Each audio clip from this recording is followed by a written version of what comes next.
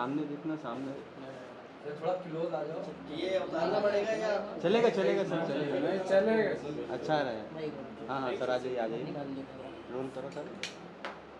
Hold hold hold.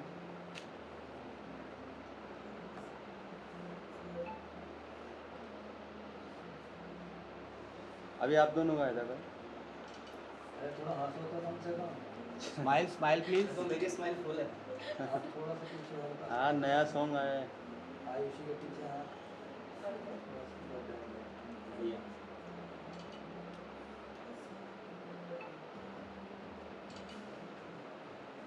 हो गया हो गया? देन आप दोनों का एक, आप दोनों का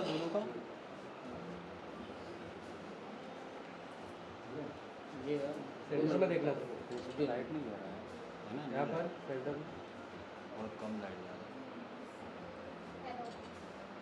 लुक सेंटर में, सेंटर में।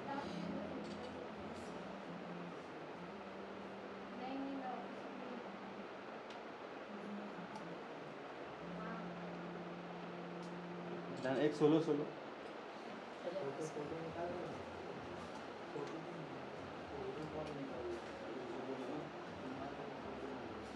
सारे कलर में तो नहीं रहा। तेरे यहाँ पर सेंटर विशाल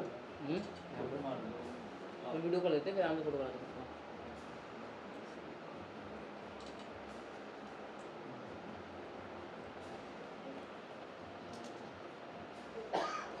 डन मैम भाई।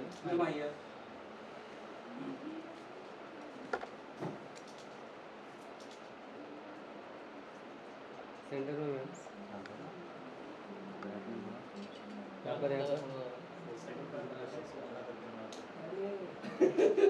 बार बोल दो ये मेरी सेकंड पार्ट लगा दे। हाँ क्योंकि वो आपने जो ऐसे done done, thank you ma'am. Rohit ये हमारे भाई की जी, बहुत जी। तगड़ी है भाई सिंगर। अरे वाह, थैंक यू। अच्छा है सॉन्ग सर। आई होप आप सबको पसंद आए। बहुत अच्छा। बहुत की अच्छा। मैंने निभाने की, और भाई ने बहुत अच्छी एक्टिंग की है, मैंने बहुत अच्छी एक्टिंग की है। तुम लोगों ने और- शेयर नहीं किया बेटा। और सबसे बड़ी बात यह है कि मारो ना। मैं गा पाया उसको अच्छा, क्योंकि उसकी कंपोजिशन बहुत अच्छी बनी थी, और कंपोजिशन हमने सागर भाई ने बहुत अच्छी की। आइए सर, आइए मतलब is the one of the best composer in music industry in Bombay. अगर आप सुरीले और अच्छे काम को पसंद करते हैं तो इनका नाम मैं सबसे पहले लेना चाहूँगा। शेयर रखो मैं शेयर ले लो। हाँ हाँ शेयर आप इधर आ जाओ, इनका फोटो ले लो भाई। हाँ? आपका हो ओके, गया ओके। फोटो, आप इधर आ बाकी जाओ। बात नहीं है, मेरे फोटो मारने वाले रुक गया मैं।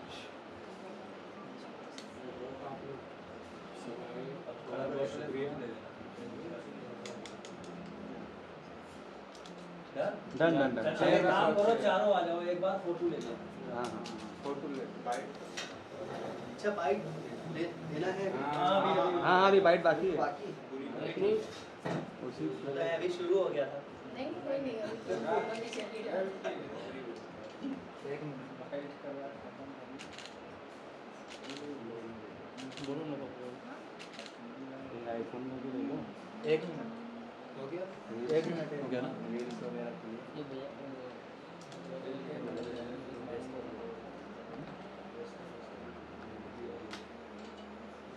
आप हरमन भाई आप पीछे चले जाओ, आयुषी को थोड़ा आगे चले जाओ। आप हाँ ढक रही है, अब सही है।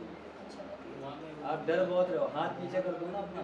हाँ हाथ पीछे करो। डन। चलो यहाँ पर सेंटर में। Done done done. Thank you.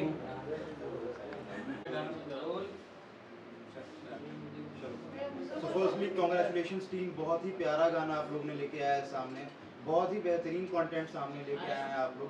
क्या कुछ कहना चाहिए, कितनी मशक्क़त मेहनत लगी इसके पीछे, और कितनी सारी जर्नी जो पार्ट रही है इस ब्यूटीफुल कंटेंट के पीछे, क्या कुछ कहना है, सबसे एक करके जानना चाहेंगे। सबसे पहले आयुषी मैं आप सभी को थैंक यू बोलना चाहूँगी। नमस्ते, प्रणाम।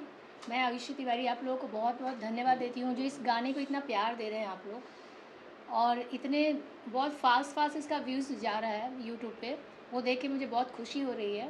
हम लोगों ने बहुत मेहनत किया है इस गाने के लिए, अपना 100% दिया है, मेहनत किया है और बाकी आप लोगों का प्यार है।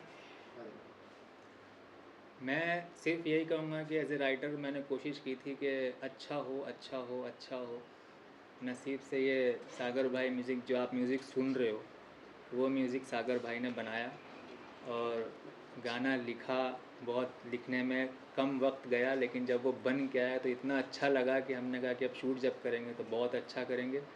और नसीब से हमारे भाई हरमन भाई ने आवाज़ दी गाने को और मिल गई आयुषी जी, तो इनके साथ काम भी हो गया। फाइनली आपके सामने प्रोडक्ट बन के रखा हुआ है, आप तैयार देखा आपने, लोगों ने बहुत पसंद कर रहे हैं और जो भी गाना देख रहा है वो बोल रहा है कि नहीं बहुत अच्छा है।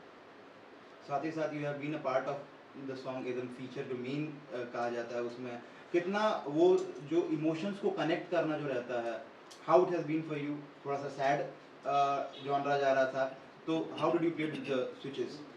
असल में वो कहानी ऐसी है कि कुछ लाइफ से रियल इंसिडेंट पे है ऐसा, मतलब मेरी लाइफ के साथ शायद समझ लें जुड़ाव है उस चीज़ का, और वर्ड्स ऐसे बनते चले गए जो गाने के अंदर लिखे हैं, तो वो कहीं ना कहीं इंसिडेंट है वो ज़िंदगी का और वो आपके सामने है। हर किसी की लाइफ में ऐसा होता है। सागर सर, साथ ही आपसे जानना चाहेंगे क्या कुछ था दिमाग में लिखते वक्त, जिस वक्त आप बैठे थे इस गाने को लिखने के लिए, क्या क्या चीज़ें चल रही थी कंपोज करने के टाइम पे? हाउ डिड यू प्लान, वो किस तरीके से कंप्लीट हुआ? एक्चुअली क्या है, हम जब कुछ ऐसे ही वर्ड्स में गुनगुना रहा था तो कासम भाई बोले सागर जी बहुत अच्छा लग रहा है मुझे गाना, और ये कोई लिखा हुआ है? मैं बोला कुछ लिखा हुआ नहीं है, आप हो सके तो मतलब कुछ वर्ड्स दे दें तो मुझे ऐसा लगेगा कि मैं इसको कंपोज कर सकता हूँ। फिर कंपोज किया तो कासम भाई ने बहुत स्पीड से लिखे और फिर गाना कंपोजिशन किया, तो मतलब लगा जो मतलब हाँ इसको हरमन से गवाना चाहिए।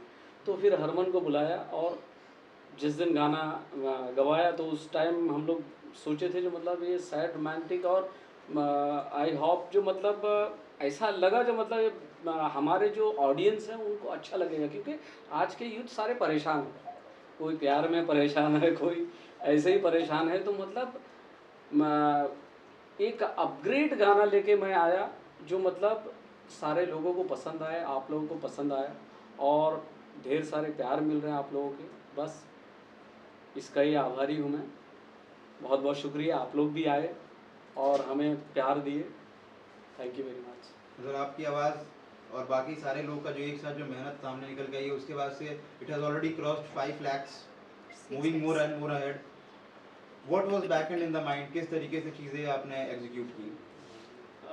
फर्स्ट ऑफ ऑल आई से थैंक यू, आप सब आए और आप सब इतना प्यार दे रहे हैं और अच्छे व्यूज़ जा रहे हैं, लिसनिंग अच्छी हो रही है, so I am so thankful to all of you. और मेरी ऑडियंस का, आप सब you are part of this song, so सभी की ऑडियंस मिल रही है और सभी की ऑडियंस इस गाने को अपना प्यार दे रही है। तो मैंने सोचा नहीं था कि मतलब इस हिसाब से गाना ग्रो करेगा, क्योंकि एक स्लो प्रोसेस होता है ये अपना इंडस्ट्री का, म्यूज़िक का थोड़ा सा है कि मतलब एक बोलते हैं ना स्लो पॉइजन, तो स्लो पॉइजन मतलब ग्रेजुअली चढ़ता है, तो I think it's a slow poison, but ये बहुत जल्दी चढ़ रहा है।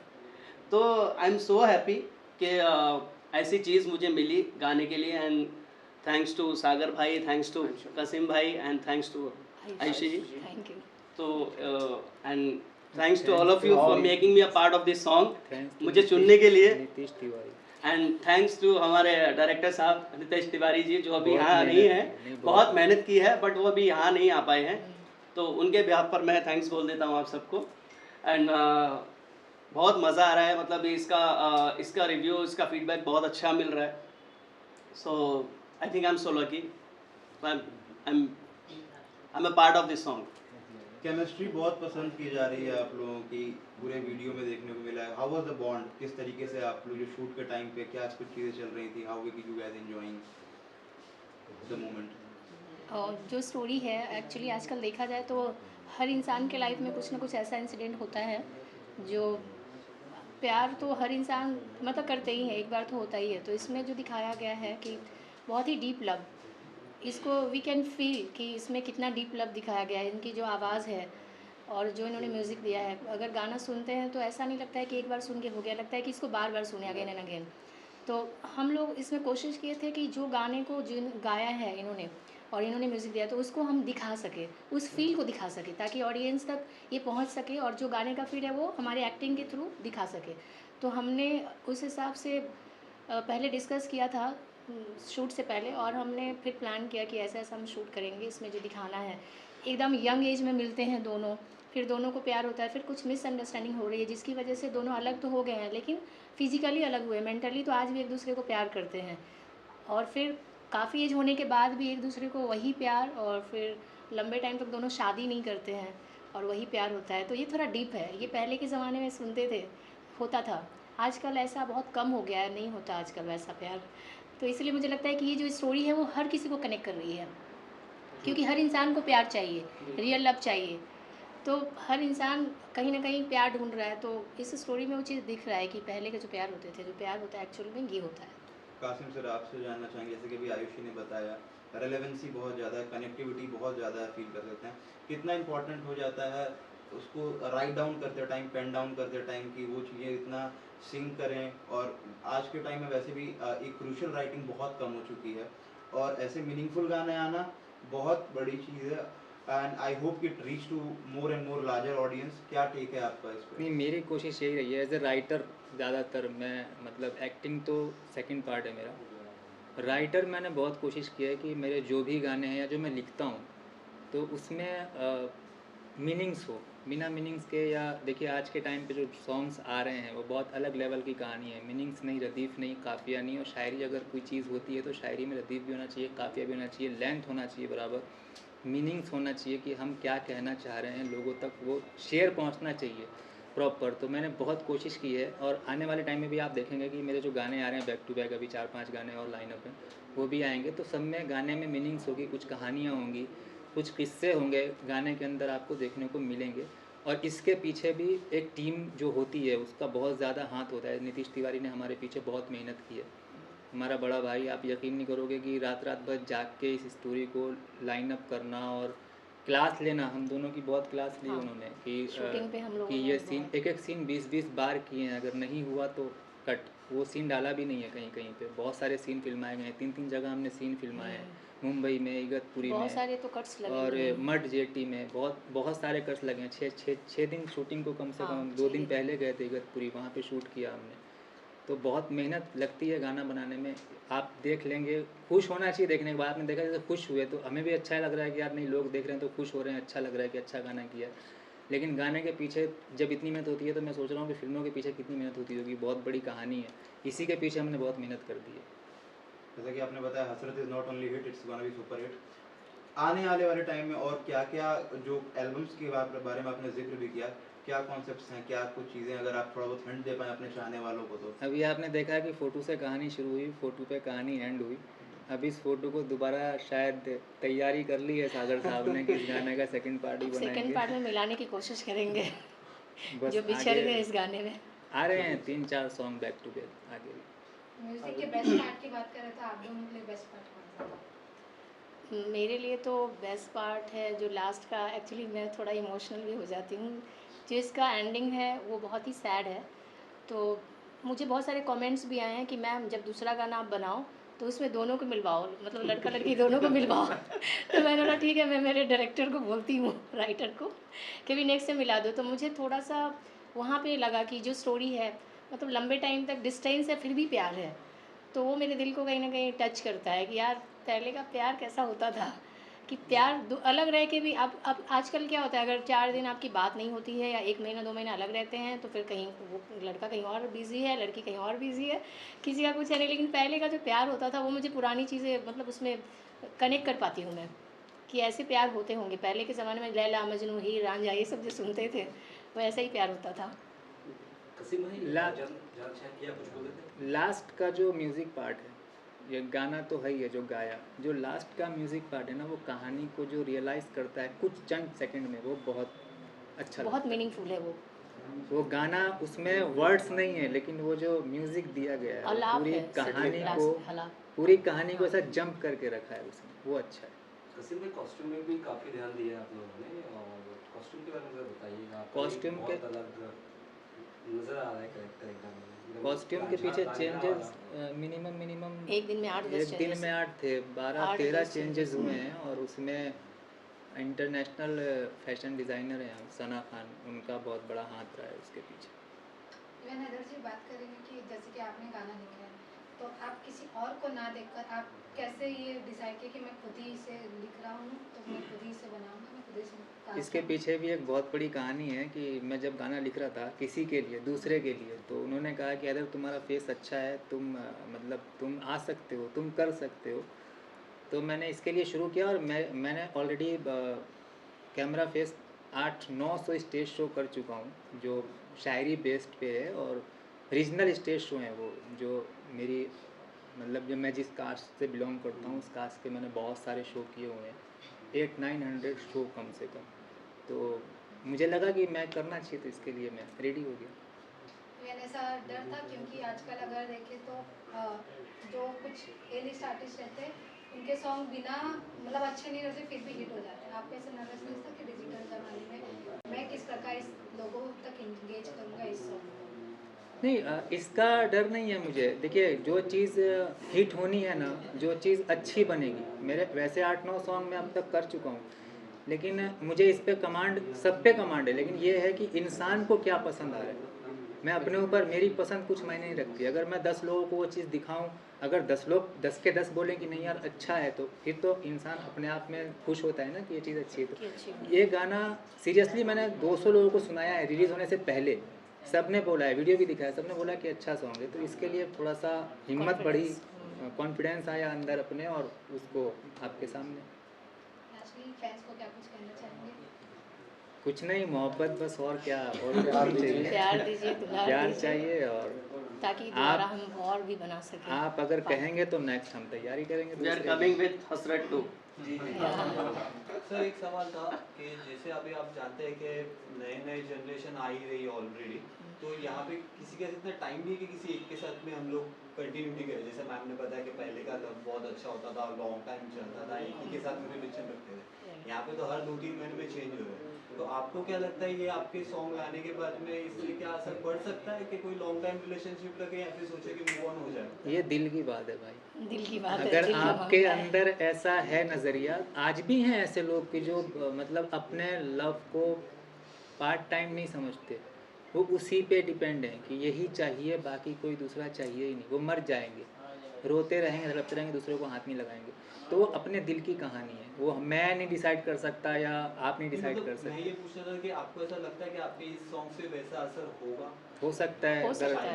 अगर दिल देखो, उनका अगर है देखा जाए तो पहले के ज़माने में, या जो हमारे पेरेंट्स हैं, जो हमारे एल्डर्स हैं, तो पहले शादियां एक होती थी और लंबे टाइम तक चलाते थे, चाहे उनका बॉन्डिंग जैसा भी हो, पहले तो निभाते थे। अब आजकल देखा जाए तो जनरेशन काफ़ी अभी चेंज हो गया है, बहुत ज़्यादा डिवोर्स मिलेगा देखने को। शादी भी, प्यार भी होता है, डिवोर्स भी हो जाते हैं बच्चे होने के बाद भी। पहले क्या होता था, पहले जब हमारे माँ बाप, चाहे झगड़ा दोनों के बीच में कितना भी हो, पेरेंट्स के बीच में, लेकिन वो लोग साथ रहते थे, एक बॉन्डिंग स्ट्रॉन्ग करके रहते थे। तो मुझे लगता है कि जो जिसकी जो फीलिंग है, ये गाना उसके लिए है, जो इसको फील कर सकता है, जो उस कैटेगरी में है, जो इसको मतलब उस फेज से जो गुजर रहा हो और जो इसको फील कर सके। क्योंकि आजकल तो प्यार मुझे लगता है कि बहुत कम रह गया है इस टाइप का, कि एक लंबे टाइम तक आप बॉन्डिंग बना के रख सको लाइफ टाइम। कोई रखता नहीं रिलेशन एक और दूसरे मुझे के साथ। लगता है कि जो हमारे एल्डर्स, जो हमारे बुजुर्ग बना कर गए हैं, जो बना रहे हैं, वही घूम फिर कर आएगा, वही चलेगा। ये जो थोड़े टाइम के लिए, शॉर्ट टाइम के लिए जो अभी चल रहा है, वो धीरे धीरे मुझे लगता है ख़त्म हो जाएगा। क्योंकि घूम फिर कर आपने देखा होगा कि कोई भी ट्रेंडिंग में आते हैं या कोई भी फैशन में आते हैं, तो घूम फिर के वापस पुराने में ही जाते हैं। कुछ टाइम के लिए नया रहता है, फिर वापस हम पुराने में जाते हैं, पुराने को ही कुछ करके मोटिवेट करके कुछ हम करके फिर उसी में आते हैं। तो ये जो प्यार मोहब्बत का भी चल रहा है थोड़े टाइम वाला, वो ख़त्म हो जाएगा, वापस हम जो गाना भी किए हैं उसी पे आएगा। तो ये एक अच्छा मैसेज है, एक जो हमारे एज के यंगर्स हैं उनके लिए, कि ज़्यादा इधर उधर कुछ करने से होता नहीं है, अपने काम पे फोकस करो और एक किसी को चुनो अपना लाइफ पार्टनर जो अच्छा हो। Well, so that was a very justified response. Thank you so much. I guess the press have been satisfied with the answers. Thank you so much for being with us. That was a very lovely conversation with all of you. Thank you so much.